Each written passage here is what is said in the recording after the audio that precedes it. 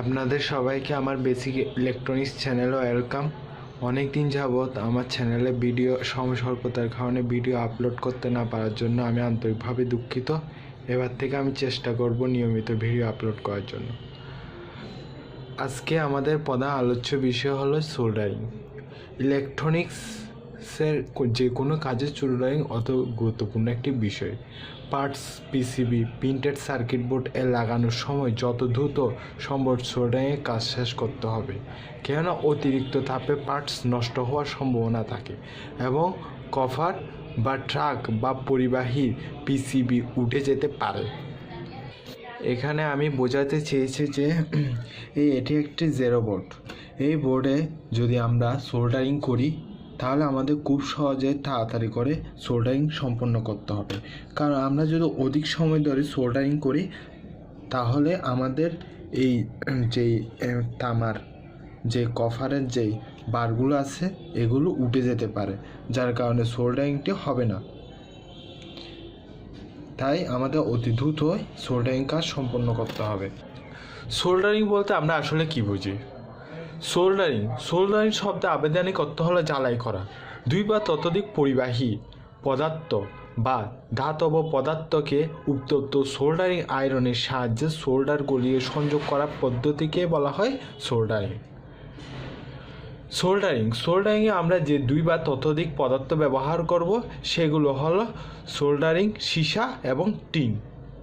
এই সোল্ডারিং সীসা এবং টিন মিলিত হয়ে মূলত তৈরি হয় লিড অথবা সোল্ডার।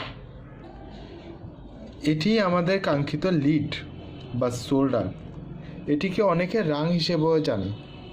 সোল্ডারিংয়ের কাজে এই রাং গড়িয়ে সোল্ডার করা হয়। এই রাং গড়িয়ে।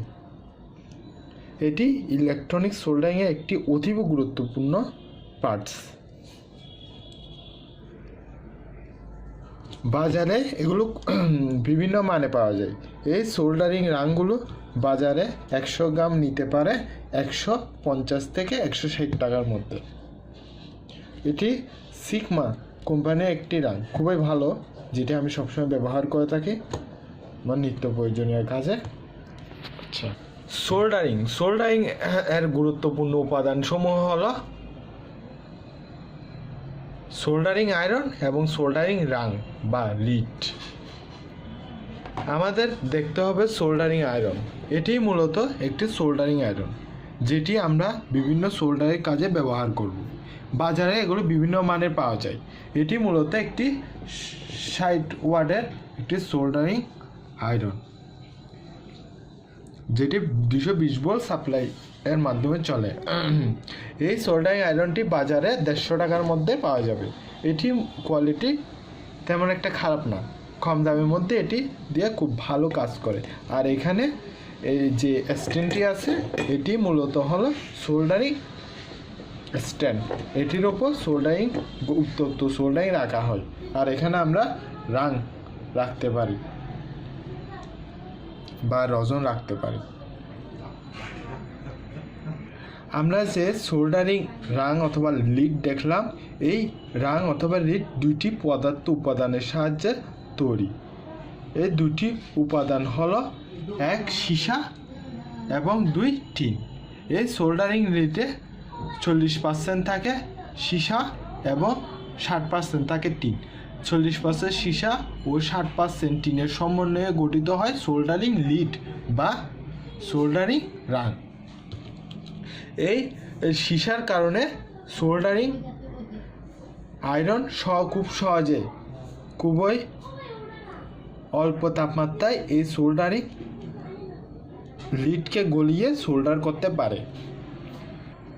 সোল্ডারিং আয়রনের ক্ষেত্রে আরেকটি গুরুত্বপূর্ণ উপাদান হলো সোল্ডারিং পেস্ট। এটিও সোল্ডারিং কাজে ভালো কাজে লাগে। এটি ব্যবহার করলেও আমরা খুব সহজে সোল্ডারিং কাজ সম্পন্ন করতে পারি। এগুলো আমরা বিভিন্ন সোল্ডারিং ল্যাগে দিয়ে খুব সহজে সোল্ডারিং করতে পারি। এগুলোই হলো মূলত সোল্ডারিংয়ের মূল জিনিসপত্র। আমরা এইসব জিনিসপত্র ব্যবহার করে খুব সহজেই সোল্ডারিং কাজ সম্পন্ন করতে পারি। আজ তাহলে আমরা সোল্ডারিং আয়রন সম্পর্কে জেনেছি। পরবর্তীতে আমরা সোল্ডারিং আয়রনের বিশদ ব্যবহার, কীভাবে সোল্ডারিং আয়রন ব্যবহার করে বিভিন্ন কাজ সম্পাদন করা যায়, বিভিন্ন ঝালাই করা যায় তা শিখব এবং প্র্যাকটিক্যালি হাতে নাতে দেখব। আজ এতটুকুই আজকে ভিডিওটি শেষ করলাম। আর আপনাদের আমার চ্যানেলে লাইক এবং সাবস্ক্রাইব করার জন্য আহ্বান করছি। আমার ছোট্ট চ্যানেল, যেটি আপনাদের সাহায্যে আমি বৃহৎ পরিসরে করতে পারি, আপনাদের বিভিন্ন ইলেকট্রনিক্স কাজে সাহায্য করতে পারি, যার কারণে দয়া করে আমার চ্যানেলকে সাবস্ক্রাইব করেন, প্লিজ দয়া করে লাইক করুন। আজ এতটুকুই, আপনাদের ভালোবাসা নিয়ে আজ এতটুকুই বিদায় নিচ্ছি। আপনারা সবাই ভালো থাকিয়েন। Thank you.